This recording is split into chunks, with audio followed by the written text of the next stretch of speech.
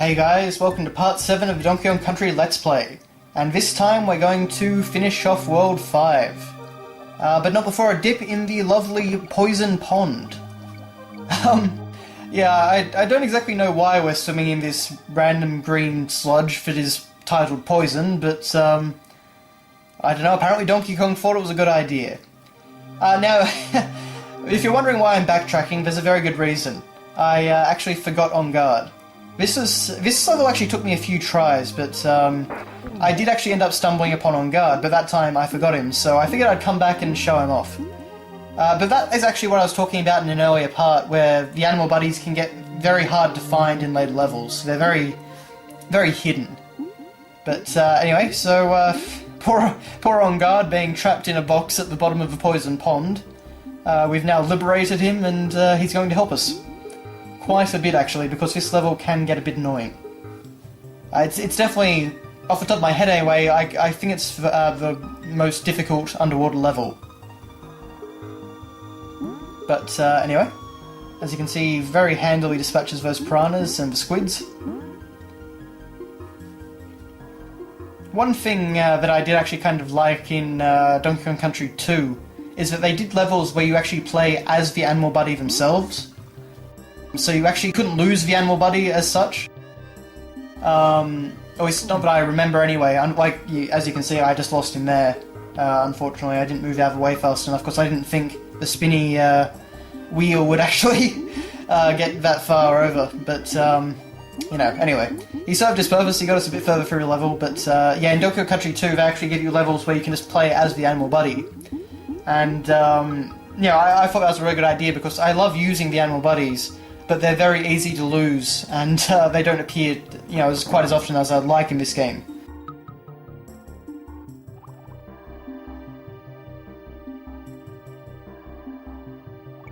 Poor old Diddy is left alone in the Poison Pond.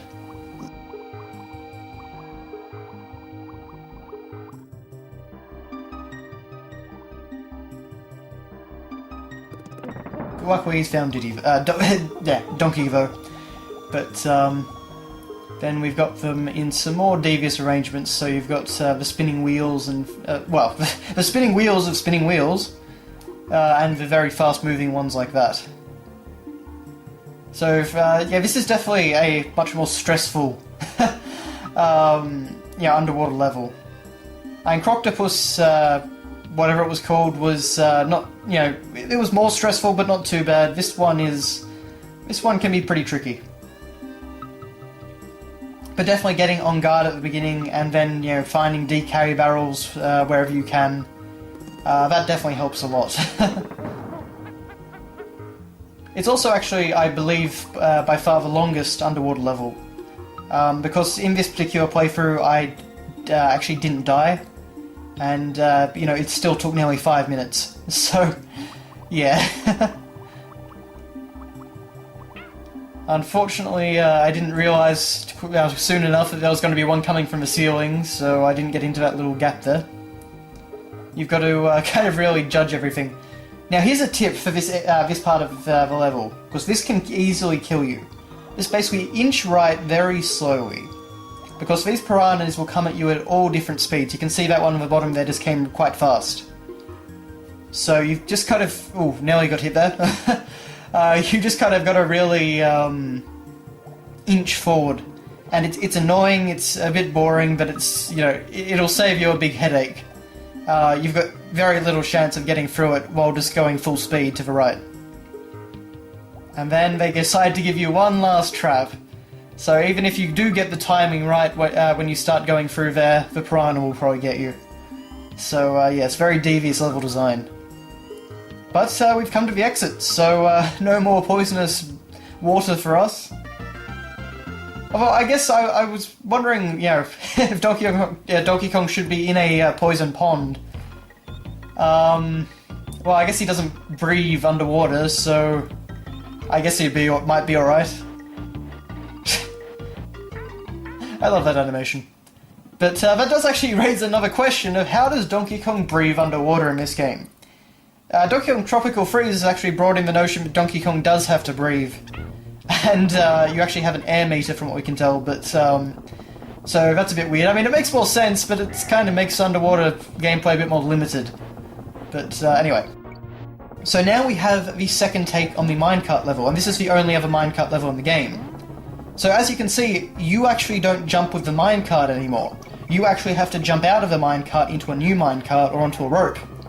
So, you know, you're taking the same sort of gameplay and system, but it's changing one little mechanic, and that gives it a completely different feel, and it, you know, it works completely differently. Personally, I really, really enjoy this level. And I think after Poison Pond, it's also it's a very brief level. So that's it kind of serves as a nice action-packed respite. As weird as that is to say, you know, it just changes up the pacing a bit. But anyway, very, very careful jumps through the wasps.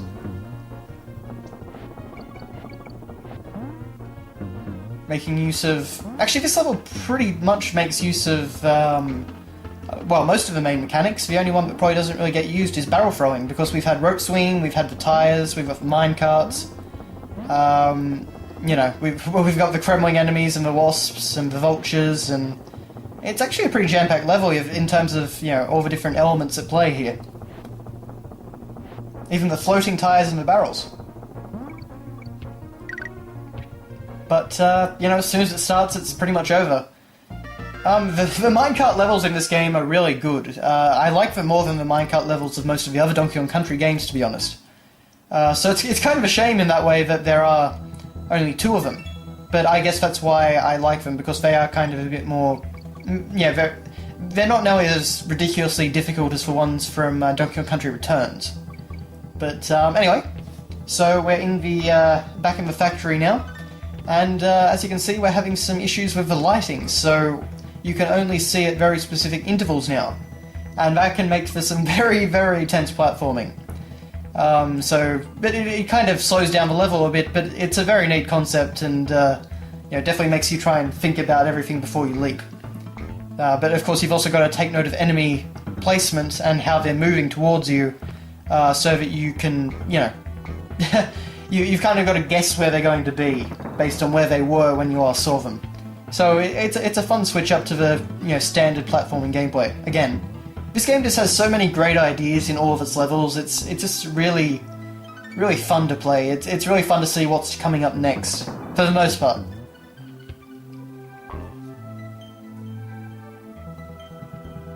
The only The only times where it can get a little bit difficult is when you've got moving platforms or swinging ropes and that sort of thing. But you've just got to be a bit patient.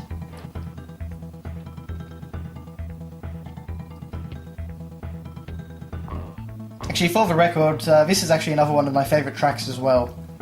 And that's exactly what I meant about the ropes. But luckily I got it on my next attempt. Overall, it's actually not too hard a level as long as you kind of look before you leap and take your time. But, yeah, so as I was saying, the music in this area is one of my favourites. I believe it's called... Oh, actually, what is it? I actually don't know what it's called. So I was about to say Frantic Factory, but I'm pretty sure that's the name of the factory level in Donkey Kong 64. So, but anyway, it's just, yeah, one of the other great tracks in this game, but...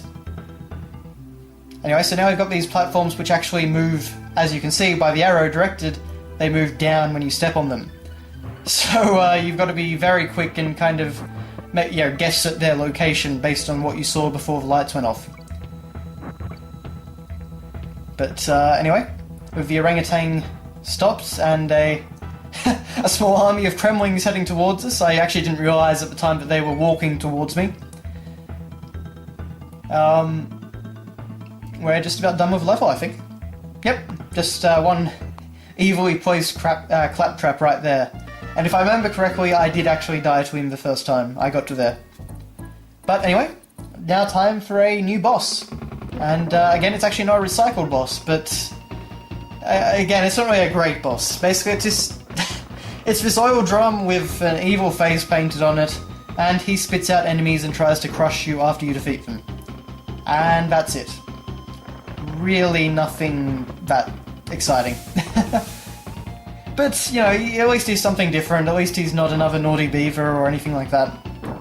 A recycled boss, though, that's saved for the next level. Oh, next world, rather.